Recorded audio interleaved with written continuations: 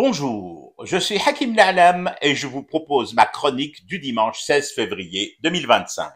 Elle s'intitule Louis la Brocante, Nicolas Truande, Bruno Gargamel et Chouchou la Pipelette. Louis Sarkozy, fils de Nicolas Sarkozy, digne représentant en joaillerie de la prestigieuse maison Poulaga, veut brûler l'ambassade d'Algérie en France. Louis est relativement jeune. Les jeunes de son âge, c'est connu, ont des envies, des désirs, des pulsions. Louis, sa pulsion du moment, c'est de brûler l'ambassade d'Algérie à Paris. Brûler un édifice officiel, propriété d'un État qui siège à l'ONU, est un acte assumé par Louis Sarkozy sur les plateaux TV de France, de Navarre et de la fachosphère réunie autour de ce bûcher en projet. L'heureux lauréat de la France a un incroyable talent en bouche-charisme, Chouki Ben Zahra, n'a pas signalé les propos de Louis Sarkozy. Une faille dans le système d'alerte incendie? C'est possible. Chouki Ben Zahra, chouchou pour les intimes, comme Xavier Driancourt, le courtier en ambassade, est pourtant prompt à réagir du cafetage. Là, non. Chouchou ne pipe mot, lui qui pipe pourtant à tout va, bouche ouverte en permanence, sans en perdre une goutte. En cela, il enfreint une règle de base de son parrain en papotage, Bruno Retailleau. Signali, signali, signali, avait ordonné Bruno, ministre de l'Intérieur de la fachosphère. Pourquoi Chouchou et le réseau Mafia Bouchkara DZ ne signalent pas Louis à la haute autorité des pompiers de Paris?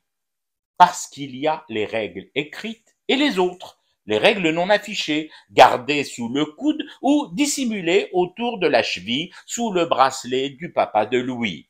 On ne se dénonce pas entre pyromanes. C'est le code du milieu. Si Chouchou commet l'outrage de signaler lui au 18 ou au 112, il ne sera plus invité aux soirées pipe et plus si affinité. Ces soirées-là ont aussi leur code, très rigoureux, limite rugueux et rigide. Pour garder tes lèvres en permanence humides, toujours capter les influenceurs dépressifs portant sur eux un passeport biométrique algérien. Ceux-là, tu peux y aller franc du collier et du bracelet du papa de Louis. Les autres, comme Louis, lorsqu'ils dérapent, tu peux faire la sourde oreille. C'est même le ministère de l'Intérieur qui fournit la cire et le réchaud pour la faire chauffer et ramollir.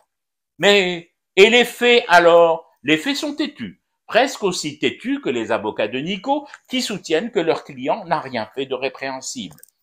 Oui, les faits sont têtus. Prenons un exemple simple. Si moi, Hakim Na'lam, d'ici, de mon seul lieu de résidence, la DZI, je lance un appel à brûler l'ambassade de France à Alger et tous les Ivans dormant à l'intérieur. Aussitôt dit, aussitôt débarque chez moi la gendarmerie, la police, la BRI, les forces combinées, Antar, Abla et tout ce que compte mon pays comme chambret pour m'embarquer illico. C'est comme ça. Nous avons beau être une junte militaire, un régime sanguinaire, chez nous, un mec qui appelle à cramer une ambassade étrangère est bon pour le siloun, la prison, où il pourra toujours s'essayer en vain à brûler son matelas ignifuge, ou à la rigueur se faire dédicacer sur place un roman par son auteur. Ici, c'est comme ça. Là-bas, non, c'est pas pareil. Au pays de Louis la Brocante, fils de Nicolas Truande, sous le règne de Bruno Gargamel, c'est permis. Appeler à brûler une représentation diplomatique ne t'expose à rien. Ou plutôt si, ça t'expose aux pipes attentionnées, brûlantes et enflammées de chouchou. Je fume du thé et je reste éveillé. Le cauchemar continue. C'était Hakim Na'lam, je vous retrouve demain pour une autre chronique et une autre façon de dire son amour à l'Algérie.